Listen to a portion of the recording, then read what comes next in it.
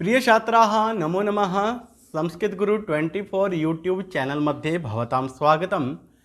जैसा कि आप जानते हैं कि हमने स्वावलंबनम पाठ जो कि 7वीं कक्षा की पाठ्य पुस्तक रुचिरा का तृतीय पाठ है, तीसरा पाठ है, उसका हमने पिछली अपनी 2 वीडियो में पाठन कर लिया है। प्रथम वीडियो में हमने एक गद्यांश भाग की उसमें व्याख्या की थी और पाठन भी किया था, और दूसरे में दूसरे गद्यांश भाग का पाठन और उसकी व्याख्या भी की थी, और उसके अंतर्गत आने वाले जो भी मुश्किल शब्द हैं उनके बारे में भी हमने विस्तार से जाना था। और आज की हमारी जो वीडियो है इसमें हम जो हमारी पाठ्य पुस्तक में शब्दार्थ दिए गए हैं एक तो उन्हें पढ़ेंगे और साथ साथ में करेंगे अभ्यास कार्य को। तो आइए करते हैं प्रारंभ। तो प्यारे बच्चों, सबसे पहले आइए देखते हैं, यहाँ पर लिखा है शब्दार्थाः। सबसे पहला कौन सा अभ्यास है हमारा? समृद्धः। आप मेरे साथ साथ उच्चारण भी करें और इनके अर्थ को भी जानें। समृद्धः अर्थात धनी, और इंग्लिश में कहते हैं उसे रिच।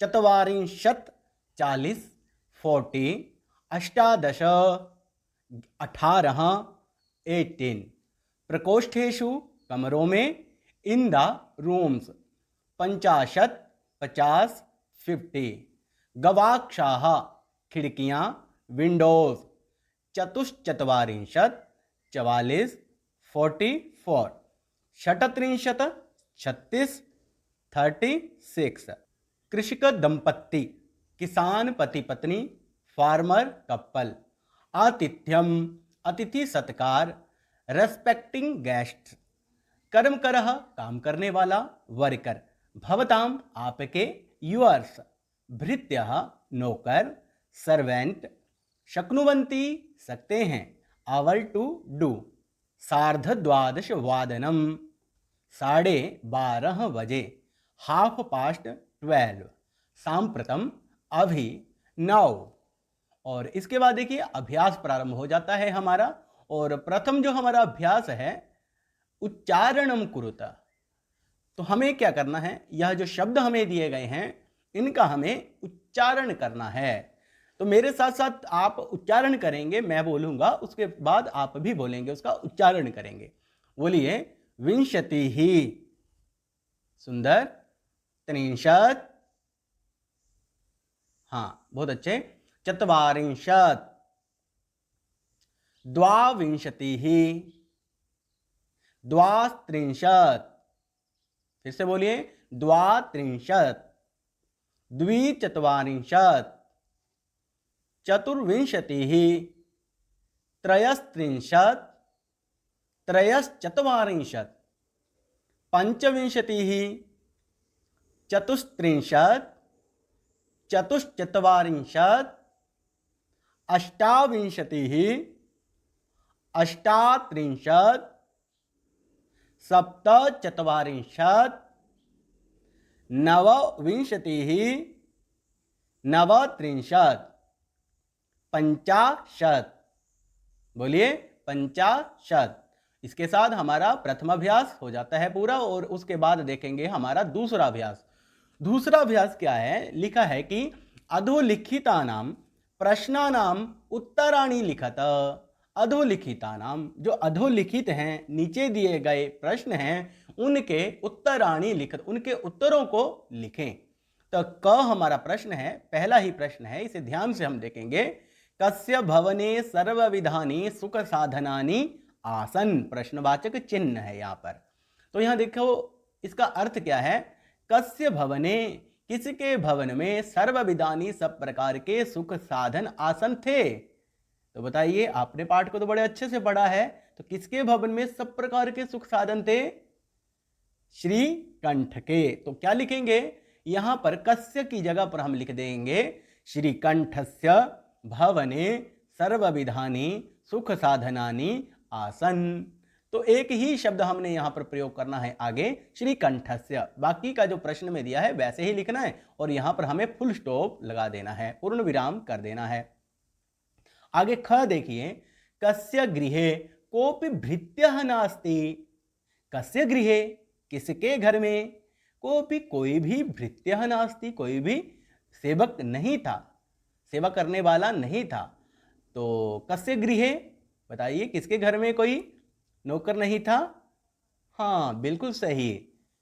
कृष्णमूर्ति के घर में कोई भी भृत्य नहीं था। तो लिखेंगे कैसे? यहां देखिए, कृष्णमूर्ति शब्द जो है, मूर्ति इकारांत शब्द है।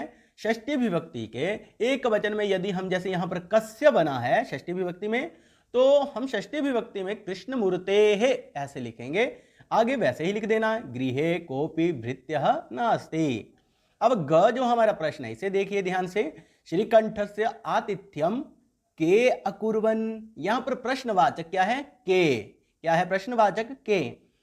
श्रीकंठस्य आतिथ्यम, श्रीकंठ का आतिथ्य किन्होंने किया? तो के अकुर्वन् किस किसने किया था? आपको पता है, कृष्णमूर्ति ने किया और उसके माता पिता ने किया। तो हम क्या लिखेंगे? श्रीकंठस्य आतिथ्यम कृष्णमूर्ति ही तस्य माता पिता च अकुर्वन्। पाठ में आपको पंक्ति मिल जाएगी, वहां से आप लिख सकते हैं। उसके बाद देखिए घ, सर्वदा कुत्र सुखम। सर्वदा कुत्र सुखम, तो हमारे पाठ का नाम क्या है? स्वावलंबनम। तो उत्तर क्या आएगा? सर्वदा स्वावलंबने सुखम। इस प्रकार से हम उत्तर लिख देंगे। अगला प्रश्न क्या है? न श्रीकंठः कृष्णमूर्तेः गृहं कदा अगच्छत्। इसका अर्थ हुआ कि श्रीकंठ कृष्णमूर्ति के घर में कदा अगच्छत्, कब गया। तो कब गया था? सब पाठ की जो प्रथम पंक्ति, वहीं पर आपको इसका उत्तर मिलेगा। क्या है वहां पर?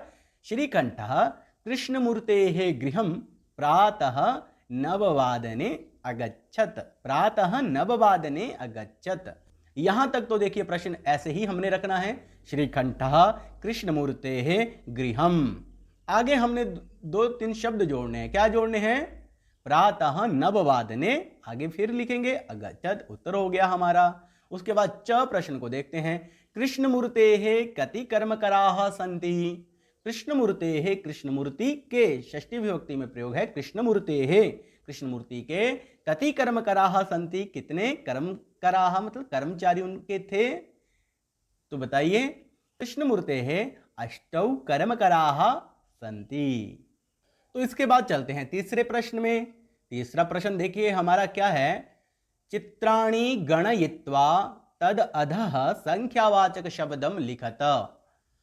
चित्राणि गणयित्वा, चित्रों को गिनकर, तद अधः उसके नीचे आपको रिक्त स्थान दिए गए हैं, इनमें आपको संख्यावाची शब्दों को लिखना है। तो आइए सबसे पहले गणना करते हैं। एकः द्वौ त्रयः चत्वारः पञ्च षड् सप्त अष्ट नव दश एकादश द्वादश त्रयोदश चतुर्दश पञ्चदश षोडश सप्तदश अष्टादश। कति घटाः सन्ति? 18। आम्रफलानि 1 2 3 4 5 6 7 8 9 10 11 12 13 14 15 16 17 18 19 20 21। कति आम्रफलानि? 21। यहाँ पर लिखेंगे हम। उसके बाद देखिए क्या है? कंदुकानि 1 2 3 4 5 6 7 8 9 10 11 द्वादश त्रयोदश चतुर्दश पंचदश कंदुकानि। अग्रे पश्यन्तु।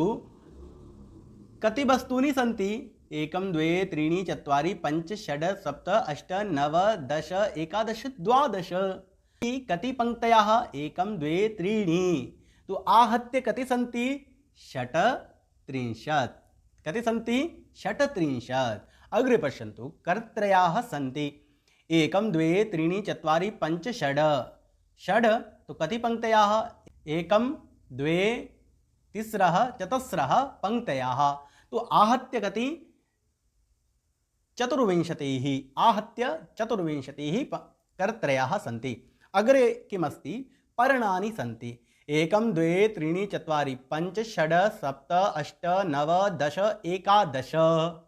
11। तो अत्र पंक्तयाः सन्ति 3। तो आहत्य 33 पर्णानि सन्ति। तो प्यारे बच्चों, आज के लिए मुझे लगता है कि इतना अभ्यास आपके लिए पर्याप्त है। जो शेष अभ्यास हमारा रह गया है वो हम अपनी अगली वीडियो में, हमारे इस पाठ की 4th वीडियो में प्रस्तुत करेंगे। तब तक के लिए आप इस अभ्यास को अच्छे से करिए, समझिए, जानिए फिर मिलेंगे अगली वीडियो में। जयतु संस्कृतम जयतु भारतम।